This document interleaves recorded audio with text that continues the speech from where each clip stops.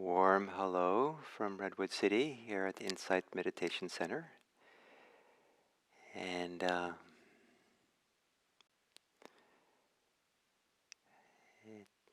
the imagination that is wonderful, that thinks of so many of you spread out across the continent and the globe, um, getting ready to for this meditation, and kind of a gathering together of a community of meditators, as much as gathering together our bodies and minds to be here, and to be here in the company of others, meditating. And I think it's important to appreciate that one way or the other, we don't meditate alone, that we're finding our way as a community, as society, in all kinds of ways that exists.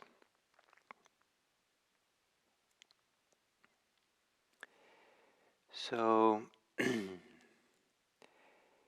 yesterday, these weeks, I've been offering these single words that maybe for some of you might be interesting to keep in reserve for your practice, both on the cushion and meditating, and also in daily life. And I started off with the word now, and it can be a powerful word if it helps place you in the now, in the present moment, in a way that is supportive and helpful and attentive to what's here. And then Tuesday was the word here. Wednesday was the word yes. It's it's a positive word, and to be able to associate the practice of mindfulness with this positivity of yes sometimes really helps us to settle in here. And today I'd like to introduce the word no. And maybe not a popular word, but it can be a very wise word that not be said with aversion or hostility of any kind, or a kind of, not even, very careful, it's not a kind of dismissal of something. But if we're in meditation, we can say no to habits of mind that we know all too well don't serve us, are not helpful, that we know is to our detriment. Or we say no gently, kindly, in a sense of not now, this is not the time, to trains of thoughts and thinking which are not to the point what we're doing when we're doing this precious work of settling in here to develop clear presence in the present moment. So we can say no. And it's that clarity of no. It's different than the positivity of yes. Yes is kind of an opening and an allowing almost. But a no, there's a clarity to it. Not this, no. And then there's all kinds of underlying beliefs that go underneath, assumptions that go along underneath our way we operate, the way we think, the way that we act and motivate us. And one of those is all kinds of ideations of me, myself, and mine. Ideas of self, I need to do this, I need to do that. Desires that we have, and beliefs that desires are important. And they are, all these things have value. But when we meditate, sometimes it's appropriate to gently, lovingly say, no, this is not the time. No, not this, not this, not this. This is not what to get caught in. This is not what to get concerned with. Not this. And sometimes when something occurs in meditation and we start focusing on it, sometimes it's not present moment awareness we bring to it, but rather it begins to be retrospective thinking, analysis, discussing it to ourselves. And then we kind of lose the thread of the present moment. And so just no. So if you'd like on this meditation today, you might experiment with clear statement of just no to certain things that take you away from the present moment, certain things that get you entangled with the present moment, ways, habits of mind which are not useful. And it's kind of like mind sometimes is like a 2-year-old child that is going to push against the boundaries, push against the limits to find out where it's safe, where the boundaries are. And sometimes a clear no to a 2-year-old will actually settle them. They'll be clear because now they know where safety is. They know what's allowed. And there's kind of a clarity there. So sometimes for the mind too, it needs to hear the no. It needs to hear not this. So that's my suggestion for today. So, um, so please take a meditation posture that is suitable for you, and there could be many different types. And I like to think of the principle of a posture is that one that is comfortable for a period of time, but also uh, alert, that promotes alertness. And of course, much of the alertness is coming from the mind. So almost any posture might work. And then to soften the gaze of your eyes. If you're looking at your monitor as I speak, you might continue, but just soften the gaze, maybe even slightly out of focus if it's a relaxed thing to do.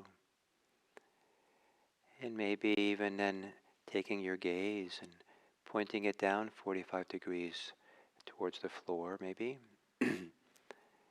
And maybe imagining that you're looking at a mountain far in the distance, and just kind of relax and soften the gaze, letting the eyes rest in their sockets. And if it's comfortable for you, you can also close your eyes.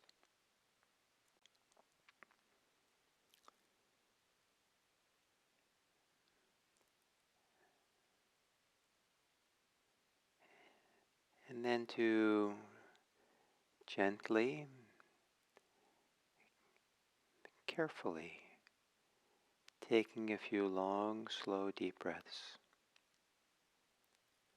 And as you exhale, to relax and settle in to this body. Relax and settle in to where you feel some stability or safety or well-being in your being, in your body, in your heart.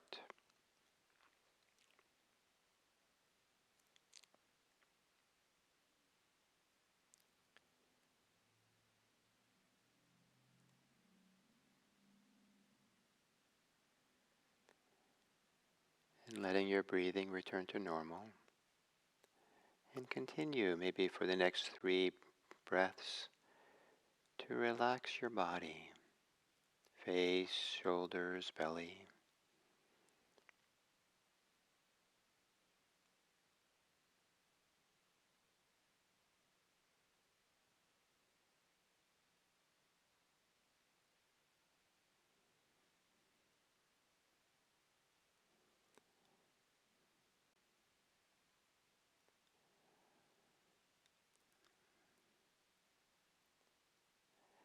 And maybe for the next 3 breaths, maybe if it's possible to relax the mind, calming your thinking, releasing any pressure or tension to think.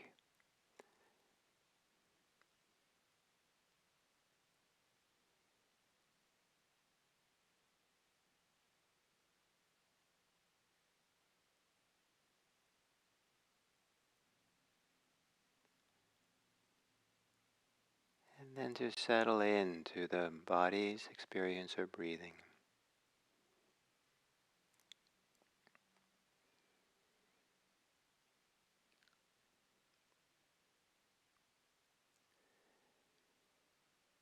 Maybe as if the rhythm of breathing in and breathing out are like the gentle waves out on the ocean, in which you gently are floating up and down on, lifted on the inhale, gently lowered on the exhale,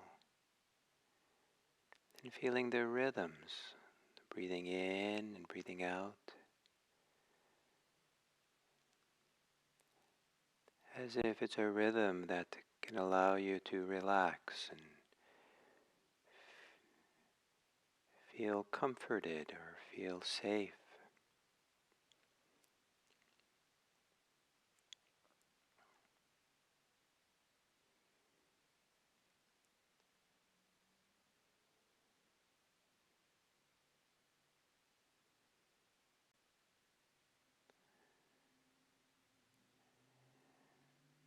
Settling into your breathing.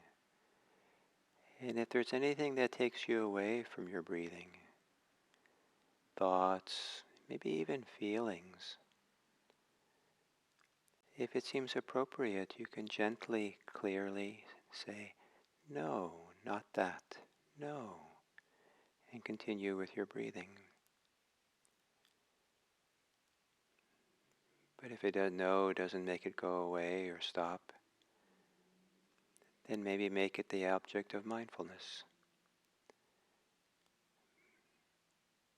And it isn't so much you're saying no to whatever it is that's happening.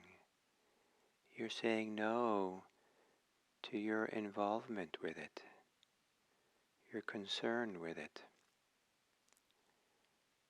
so that your concern can remain your breathing, the rhythm of breathing in and breathing out.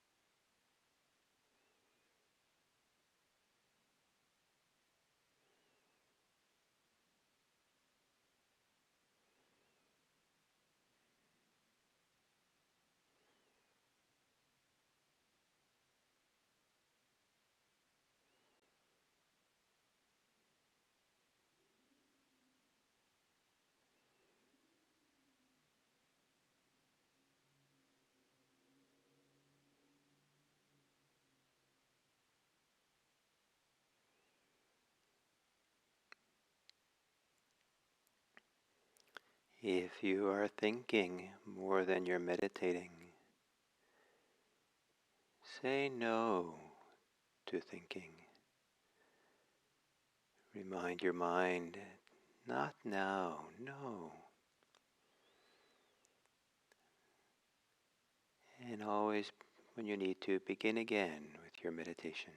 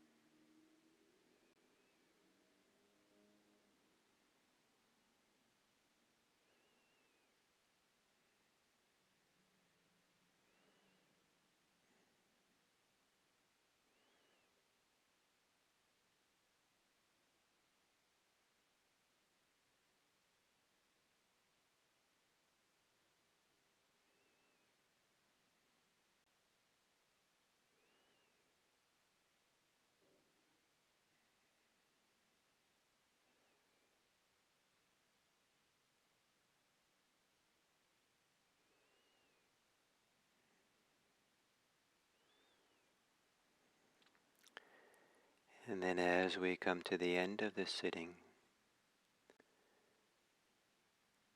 to take a few moments to see if there's any ways that you have benefited from this sitting. Even if you're restless or it's been challenging, are there ways that you are a little bit more attentive or connected to yourself? Are you a little calmer than you were before? Did you learn something about the value of no?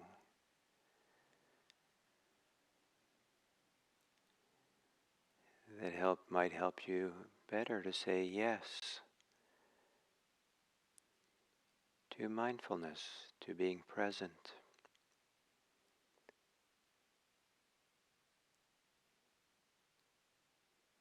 And there is a no that is a no to what takes us away from our own goodness, our own well-being, our own care and goodwill.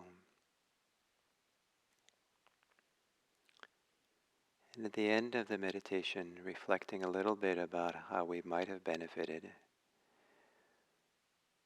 or maybe having confidence that even if we don't see the direct benefits,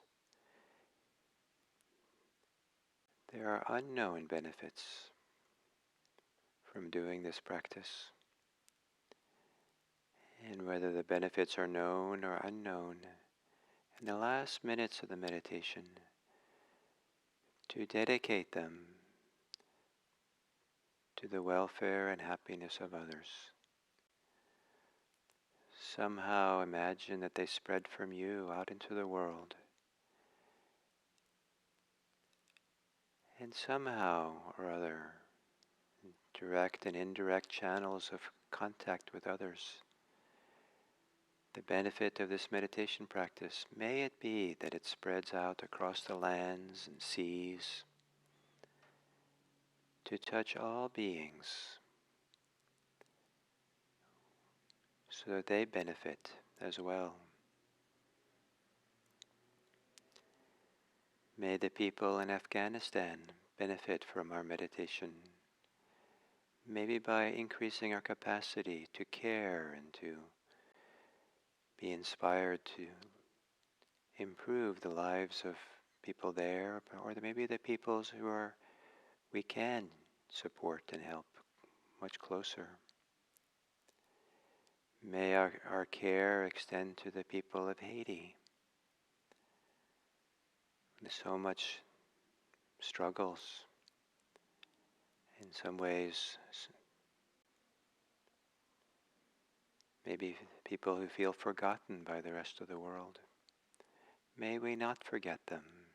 May we care for them, and may they receive the benefits of our practice. Places in the world where their COVID is rampant. Still difficult in India and Indonesia and Thailand and many places. May they be held in our sphere of goodwill, and that we wish that our practice benefits them as well. And more locally to here in California, the many people who've been impacted by all the fires here.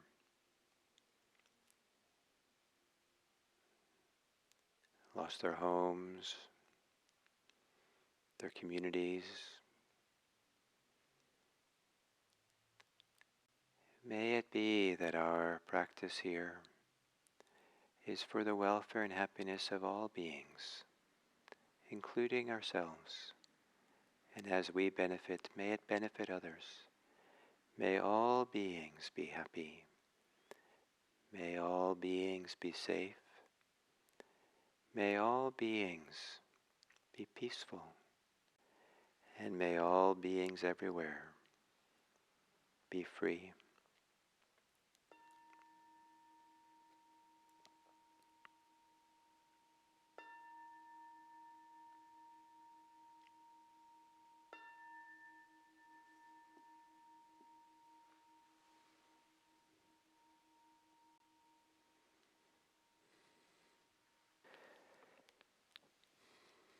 So today is the fourth talk on faith, and the word sada in Pali is sometimes translated into English as confidence. And one of the reasons for this is that one of the primary purposes for this sada, this faith, is to have the confidence to engage in practice. The confidence that you can engage, practice, make a difference. And many times in the teachings of the Buddha, it's clear that when someone learns the Dharma well enough to have faith, the purpose of that faith is so they begin their practice. So it's not faith in some belief or something you're supposed to carry with you and then apply to your life, in terms of a idea, but rather it's a confidence that there is something worthwhile to do, and it's worthwhile to practice, worthwhile to be mindful, to develop our metta or our compassion or our equanimity or our clear seeing of what's happening here, all kinds of things. The practice of generosity. So the so this idea of confidence, and so one of the things that as practice develops and we begin having some real feeling for what this practice is about, then there's a particular kind of confidence that can arise that maybe for the people who haven't experienced it well enough, it might seem foreign or uninteresting or kind of bland or kind of not really so important, because it's the absence of something. And how can the absence of something be something to be confident in? And that confidence is in the absence of clinging, absence of grasping, or the absence of attachment, when attachment means clinging or grasping. And so to have confidence in non-clinging. And this can be very helpful to understand this, that at some point, it's not always so clear what to have confidence in. There's all kinds of questions about we might have or challenges we have. But at minimum, at some point, we can have clear confidence that it's not worthwhile to get attached, to get to cling, to grasp onto things. And to have that clear experience of that, not because it's a belief. And for people who don't have the experience of non-clinging, there can be all kinds of protests about why clinging, grasping, attachment is useful and important. But if you have the experience of it, then of non-clinging, then we have a clear reference point for watching, feeling how clinging, when it comes back in, is to our detriment. Grasping, as it begins working it up, is actually a diminishment of ourselves, or limiting ourselves, or interfering with the best qualities of who we are to come forth into the world. And so at some point, we start experiencing the benefits of non-clinging, how wonderful it is. And then the practice can be, maybe the confidence is not completely strong about it yet. And then practice has a little bit to do with the questioning, the debating about how important is it to not cling. Is it okay not to cling? Maybe you're supposed to cling. Maybe in these kinds of areas we have to be allowed to grasp or to get attached. And how about here and here? And so there starts to be a natural questioning, a debating, exploration about where do I fit? Is it okay not to cling? Is that really valuable? And so rather than being struggle and think that this is wrong to have this debate or this question, I believe that at some point in practice, that becomes a healthy part of the practice. Questioning, debating, taking both sides, being the devil's advocate, looking at this deeply. and seeing. And if you find a really good reason why you need to grasp it, it's for your betterment and betterment of others. There's no one to stop you.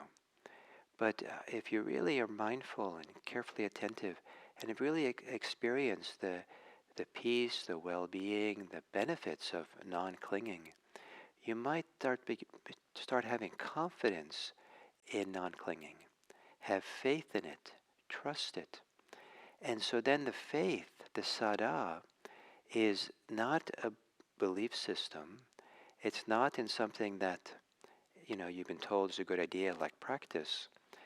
And but now it becomes something that becomes a very important reference point for our lives. And this is the reference point. We could say it's peace. We could say it's a sense of happiness or freedom. But to call it that um, kind of takes the gaze, the focus away from what brought it, what brought that peace and happiness and well-being. And what brings it in some very deep way is the non-grasping, the non-attachment, the non-clinging. And, uh, and so to keep an eye on that, then you can right there at the juncture, at the place where the real work exists. Because very few people become totally free and totally peaceful once and for all. Most people can have a taste of it and then they get caught up again. But to remember, to have confidence in non-clinging puts you at that juncture where the practice really has some very great value. That's where the work is. And it isn't that you have to let go, but maybe it's the confidence to non-cling allows you to look at clinging in a deeper and deeper way, to really be present for it, to realize this is important. If the emphasis is on freedom or peace or happiness, then if we lose it, then we try to get it back perhaps. Or we don't know quite where to do and where the focus might be. So non-clinging. But if the focus is only on non-clinging, or we only think about that, then we might not appreciate all the benefits that come from non-clinging. So ideally, we're kind of looking at both and aware of both.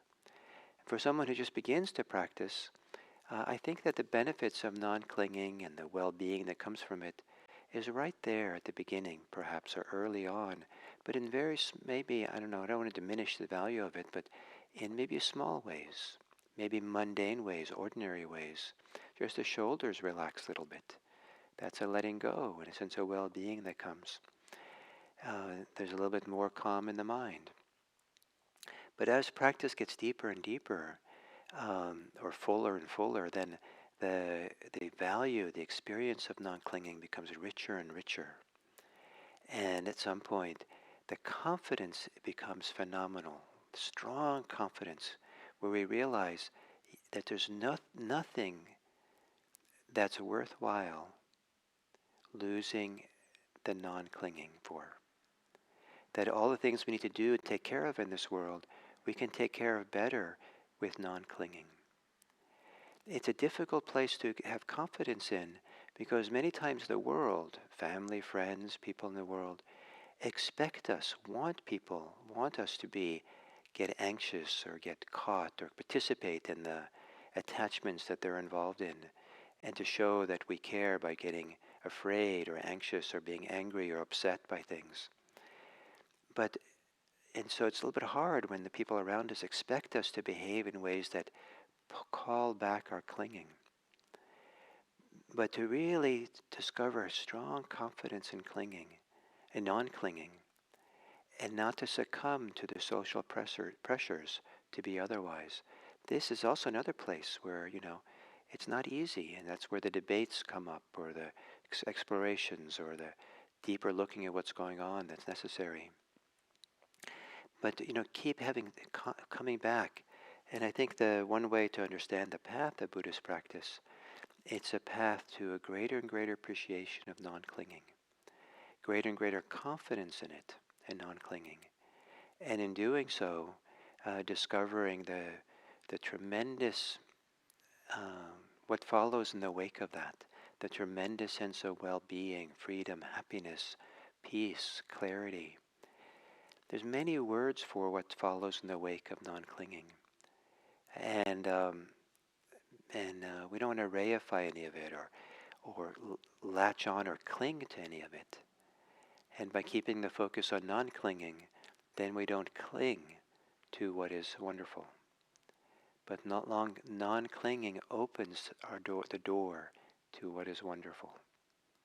And then if we stay close to non-clinging, maybe we won't cling to what's wonderful. And may it be that you share your wonderfulness, your goodness, your non-clinging. Share it with others in such a way that you are being generous, supportive, helpful. And so it's really clear to yourself that this practice you're doing is not just for yourself, but it's also for the welfare of others. Confidence and non-clinging. So thank you. And then a couple of announcements. So first one is maybe in the wake of what I just said, I've been very moved by the crises in the world right now. And the one that's kind of closest to my heart at the moment is what's going on in Haiti, and a neighbor to the North American continent. And often, as I said earlier, kind of forgotten country with tremendous poverty, so close to a country that has tremendous wealth. And I wondered if our YouTube community could band together in our goodness and generosity, and here's opportunity to take our practice and benefit the world, and to raise funds for the people of Haiti. And there's an organization called Partners in Health that does a lot of on-the-ground work with local healthcare workers, bringing supplies and medicine and medical workers to partner with them. Works with local communities very intimately, so they're really in harmony with what's going on.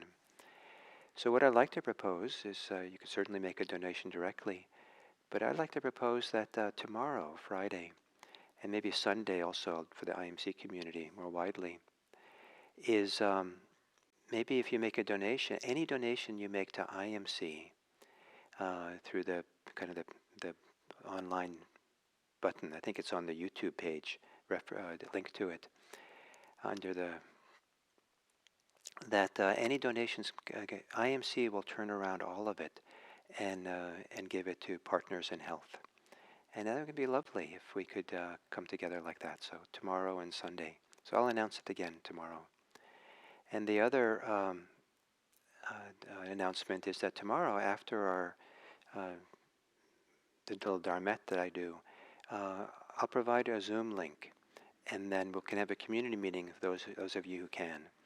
And just to check in, and ask questions, and you can ask me questions about the teachings I've been doing or something, and we'll do a little breakout group so you have a chance to meet each other. And many of you only seen each other's names and greetings, and so maybe for about 45 minutes or so. And the Zoom link will be in the chat, but I'll also put the Zoom link a few other places, including on the IMC calendar for this event, or for IMC calendar for tomorrow, and also in the What's New in IMC's homepage. That you'll see a little announcement for it, and there'll be the Zoom link as well. And it's possible that it'll be password protected, and if it is, the password will be METTA, METTA. So I'll see you all tomorrow. Thank you.